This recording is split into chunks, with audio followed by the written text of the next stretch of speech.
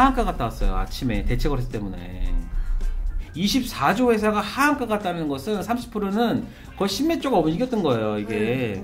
근데 이게 대체거래세 때문에 지금 이 난리가 났거든요. 아빠, 딸이 있다 쳐봐요. 네. 자, 내가 3억을 내가 하한가에 주문할 테니까 네가 거기서 사. 이러면 뭐가 되겠어요? 징역가 돼버리잖아, 한꺼번에. 네. 그렇죠? 그런 식이 될 수 있다는 거, 이게. 악용될 수 있다는 거죠. 악용될 네. 충분한데요? 그렇죠. 뭐 4월에 이제 또 관세 부과한다고 네. 얘기했지만 이제 그런 것들 영향을 받지 않는 테마나 종목들 쪽에서 네. 거래를 할 수도 있을 것 같거든요. 네. 그러면 어떤 좀 테마랑 종목을 보면 좋을까요? 저는 그래서 최근에 했던 게 어저께 방송에 나갔던 게 건설 쪽. 건설이요? 건설 엔터. 건설은 왜요? 수출하는 업종이 아니잖아요. 오. 우리나라 주택 수요 이런 것들. 그래서 어제 어떤 걸 말씀드렸냐면 네. HD, 네. 현대산업개발 이런 거를 했거든요. 얘는 지금 보시면 우상향하는 흐름이 나와주고 있거든요. 네. 왜냐면은 우리가 사실 주택 관련해서 야 이제 아파트 이제 가격 떨어지고 뭐 이런 말 하잖아요. 그렇죠. 그런데 우리나라의 어떤 특성상 전세라는 제도가 있단 말이에요. 네. 전세가가 매매가와 거의 붙는 상황이라고 하면은 집 살까요 안 살까요? 매매가 10억이야. 근데 전세가가 3억일 때와 전세가가 7억일 때와 어떤 그렇죠? 매매하죠. 지금 그런 상황들이 이제 벌어지고 있는 상황이란 말이에요. 왜냐하면 공급이 줄어들고 있고, 네.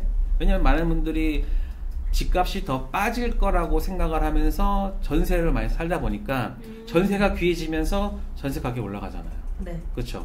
그러면은 그 매매가는 올라가지 않은 상태 내에서 매매가와 전세가가 거의 가까워진 상황에서는 이제 어느 정도 매매에 대한 수요가 올라오는데 지금 공급 자체는 굉장히 줄었단 말이에요. 네. 왜냐? 2024년서부터 공사비나 그 다음에 인건비나 자재비나 이런 것들이 굉장히 올랐단 말이에요. 맞아요. 그러다 보니까는 지금 대부분 시행사나 이런 쪽에서는 자기네들이 돈을 벌 수 없는 구조가 되니까 집을 안 짓는 거예요.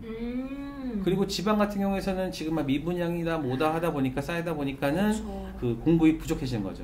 한 해 동안 네? 우리나라에 공급돼야 될 주택 수요가 몇만 호인지 아세요? 잘 모르겠습니다. 40만 호예요. 40만 호. 40만 호고 8만 호가 없어지고 어느 정도 이게 계속해서 돼야지만 집값이나 이런 것들이 유지가 되는데 지금 40만 호가 거의 안 되고 있는 상황이에요. 제로가 되는 상황이란 말이에요. 네. 수요와 공급에 의해서 보면은 흔한 것은 싸지만 흔하지 않은 것은 비싸지는. 비싸지죠. 그러니까 계속 지금 집값 가격은 올라가는 상황이 되는 거죠. 그래서 네.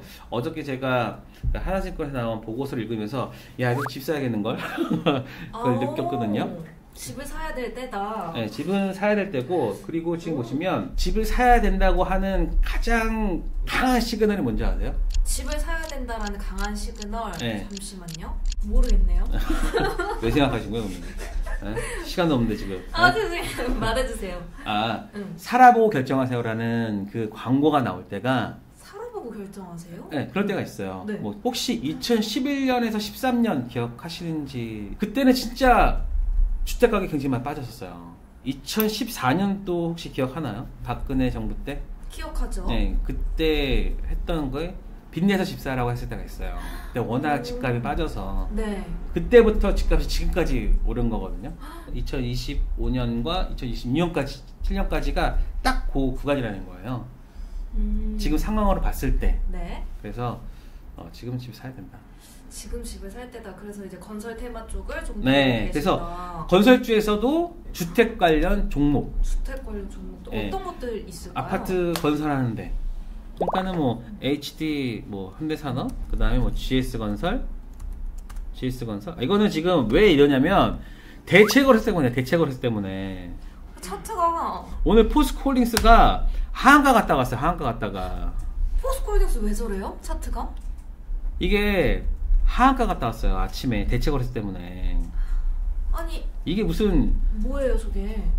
그러니까 하한가에 9주인가 4주인가가 체결이 되고 그 다음부터 쭉쭉쭉 올랐단 말이에요. 네. 그러니까 이 대체고래의 특징이 뭐냐면 정규장, 그러니까 KRX에서 시작할 때는 이게 동시효과 돼가지고 매수 매도가 한꺼번에 체결되잖아요. 네. 근데 여기는 바로바로 체결이 돼요. 만약에 내가 매수를 시작가로 했는데 만약에 하한가에 체결되는 게 있다. 그럼 네. 무조건 체결이 되는 거예요. 1대1로 체결이 돼버리니까 네. 하한가에 4주인가 체결이 돼서 하한가에 체결된 사람은 30%가 더 먹은 거예요.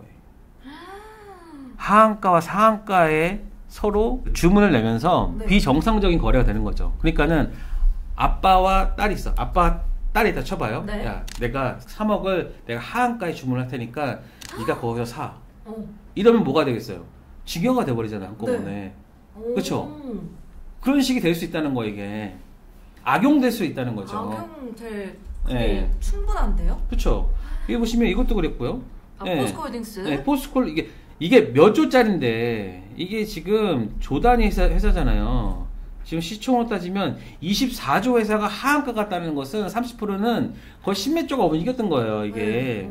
근데 이게 대체거래 때문에 지금 이 난리가 났거든요. 포스콜링스 가지고 있는 사람 많을 거 아니에요. 네. 근데 내가 이거 한 10억, 한 5억 가지고 있어. 근데 내가 그냥 딸한테 준다라고 하면은 거기에 대한 징계세나 이게 붙잖아요. 네. 그런데 야, 너 그냥 사봐 해가지고 사다 쳐봐요. 그리고 8시면은 사실 누가 매매를 하겠어요. 그러니까는 많은 사람이 없는 틈을 틈타서 뭔가가 많이 있는 거죠. 심택 같은 경우도 한번 볼게요. 얘도 마찬가지예요. 상한가에 몇 주 거래가 안 됐어요. 몇 주 거래가 안 된 상태 내에서 쭈루루루 빠졌단 말이에요. 네. 이런 식으로. 약간 대체거래소가 끼면 대체거래소 끼면 다 차트가 이 모양 나는 거예요. 또 대체거래소에 이런 문제가 있는 줄은 몰랐어요. HLB 이런 것들. 이날 상한가 갔다가 네. 보세요. 시가가 상한가 고가예요. 저가가 마이너스 2%예요. 종가가 이렇게 왔다 갔다 한 거예요. 그러니까 가격의 왜곡이 너무 심해지고 있고요. 그리고 지금 300 종목인데 이게 만약에 800 종목 이상으로 다음 주인가요? 그때서부터 이제 열린다라고 하면은 시간에서도 가격 왜곡 현상이 좀 일어나지 않을까. 예전에는 시간에서 상한가나 이런 것들이 많았는데 네. 이젠 거의 안 나와요. 대체거래소에서 거래가 있다 보니까 이런 현상들이 나오는 거죠.